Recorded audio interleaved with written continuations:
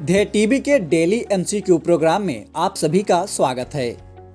इस कार्यक्रम में हम आईएएस और पीसीएस जैसी प्रतियोगी परीक्षाओं के लिए महत्वपूर्ण बहुविकल्पीय प्रश्नों पर चर्चा करते हैं। तो आइए शुरू करते हैं। क्वेश्चन नंबर 1, रिजर्व बैंक के सरप्लस अमाउंट के बारे में निम्नलिखित कथनों पर विचार कीजिए। पहला, बैंकिंग कंपनीज विनियमन नियम के सेक्शन 47 के मुताबिक आरबीआई का सरप्लस अमाउंट केंद्र सरकार को दिया जाना चाहिए। कथन 2, आरबीआई की आमदनी का मुख्य जरिया सरकारी बॉन्ड, गोल्ड पर किया गया इन्वेस्टमेंट और विदेशी मार्केट में फॉरेक्स और बॉन्ड ट्रेडिंग होता है। उक्त में कौन सा अथवा कौन से कथन सत्य हैं? आपके ऑप्शंस हैं ए केवल एक, बी केवल दो, सी एक और दो दोनों, अथवा डी इनमें से कोई नहीं। प्रश्न का सही जवाब है बी, यानी केवल कथन 2 सत्य है। देख लेते हैं इसकी व्याख्या। बता दें कि भारतीय रिजर्व बैंक की स्थापना साल 1934 में हुई थी और इसका संचालन reserve bank of India act 1934 के द्वारा किया जाता है। इसी एक्ट के चैप्टर 4 के सेक्शन 47 में कहा गया है कि रिजर्व बैंक मुनाफे से जो भी सरप्लस फंड बचेगा उसे केंद्र सरकार को देना होगा। बढ़ते हैं अगले प्रश्न की ओर। हाल ही में चर्चित 2021 के T1 है।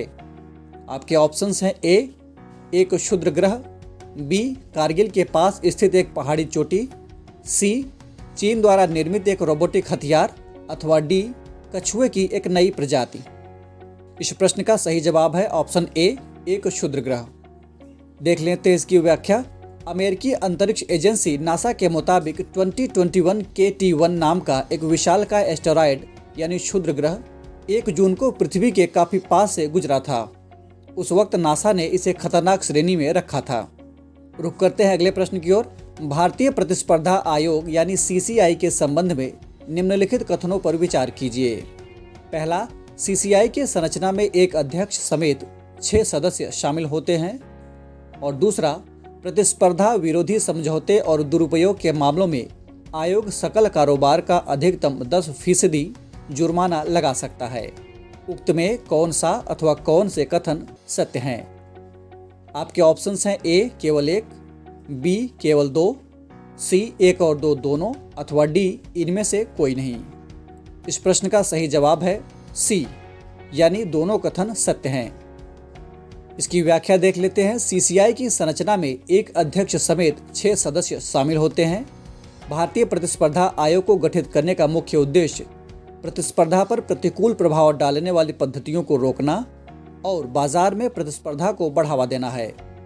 इसके अलावा उपभोक्ताओं के हितों की रक्षा करना और भारतीय बाजार में अन्य प्रतिभागियों द्वारा किए जाने वाले व्यापार की स्वतंत्रता सुनिश्चित करना भी इसके उद्देश्यों में शुमार है। बढ़ते हैं अगले प्रश्न की ओर। निकोल ओलिवेरा डी लिमा कौन है? आपके ऑप्शंस हैं ए दुनिया के सबसे कम उम्र की शतरंज खिलाड़ी, बी दुनिया की सबसे कम उम्र की सर्जन, सी दुनिया की सबसे कम उम्र की पायलट, अथवा डी दुनिया के सबसे कम उम्र की खगोल विज्ञानी। इस प्रश्न का सही जवाब है डी दुनिया की सबसे कम उम्र की खगोल विज्ञानी। इसकी व्याख्या देख लेते हैं। हाल ही में ब्राजील के रियो डी जेनेरियो की 7 साल की निकोल ओलिवेरा डी लिमा ने नासा के लिए 7 एस्टेरॉइड्स ढूंढ निकाले हैं। ऐसा करके निकोल दुनिया की सबसे कम उम्र की खगोल विज्ञानी बन गई हैं। बढ़ते हैं अगले प्रश्न की ओर। हाल ही में चर्चा में रहे एम्बरग्रीस के संबंध में निम्नलिखित में कौन सा कथन असत्य है? आपके ऑप्शंस हैं ए एम्बरग्रीस स्पर्म व्हेल का एक अपशिष्ट उत्पाद होता है, बी इसका इस्तेमाल उत्तम इत्र की गंध को लंबे वक्त तक बनाए रखने के लिए किया जाता है, सी एम्बरग्रीस के लिए बड़े पैमाने पर स्पर्म व्हेल का शिकार हो रहा है, अथवा डी उक्त सभी कथन सत्य हैं। इस प्रश्न का सही जवाब है डी, यानी विकल्प में दिए गए सभी कथन सत्य हैं। इसकी व्याख्या देख लेते हैं। व्हेल की उल्टी यानी व्हेल वोमिट को एम्बरग्रीस के रूप में जाना जाता है। यह एक सुगंधित पदार्थ होता है जो केवल स्पर्म व्हेल के पाचन तंत्र में पाया जाता है। एम्बरग्रीस के लिए बड़े पैमाने पर स्पर्म व्हेल का शिकार हो रहा है, जिससे इन मछलियों का अस्तित्व संकट में आ गया है। रुख करते हैं अगले प्रश्न की ओर। सेंट्रल सोलोनाइड के संबंध में निम्नलिखित कथनों पर विचार कीजिए। पहला, ये दुनिया का सबसे शक्तिशाली चुंबक है। दूसरा, इसे international thermonuclear fusion experimental reactor में इस्तेमाल के लिए बनाया गया है। उक्त में कौन सा अथवा कौन से कथन सत्य हैं? आपके ऑप्शंस है ए केवल एक, बी केवल दो, सी एक और दो दोनों, अथवा डी इनमें से कोई नहीं। इस प्रश्न का सही जवाब है सी, यानी दोनों कथन सत्य हैं।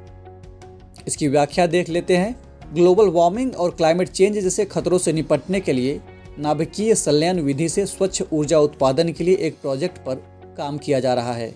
इस प्रोजेक्ट का नाम है international thermonuclear fusion experimental reactor. इसी प्रोजेक्ट में इस्तेमाल के लिए दुनिया का सबसे शक्तिशाली चुंबक सेंट्रल सोलोनाइड तैयार किया गया है। बढ़ते हैं कार्यक्रम के सबसे अंतिम प्रश्न की ओर। हाल ही में अनुच्छेद 194 समाचार पत्रों की सुर्खियों में था। यह किससे संबंधित है? आपके ऑप्शंस हैं ए सर्वोच्च न्यायालय में जजों की नियुक्ति से संबंधित, बी राज्य विधानमंडल के सदस्यों के विशेषाधिकार से संबंधित, सी इच्छा मृत्यु से संबंधित, अथवा डी इनमें से कोई नहीं। इस प्रश्न का सही जवाब है बी राज्य विधानमंडल के सदस्यों के विशेषाधिकार से संबंधित। देख लेते हैं इसकी व्याख्या।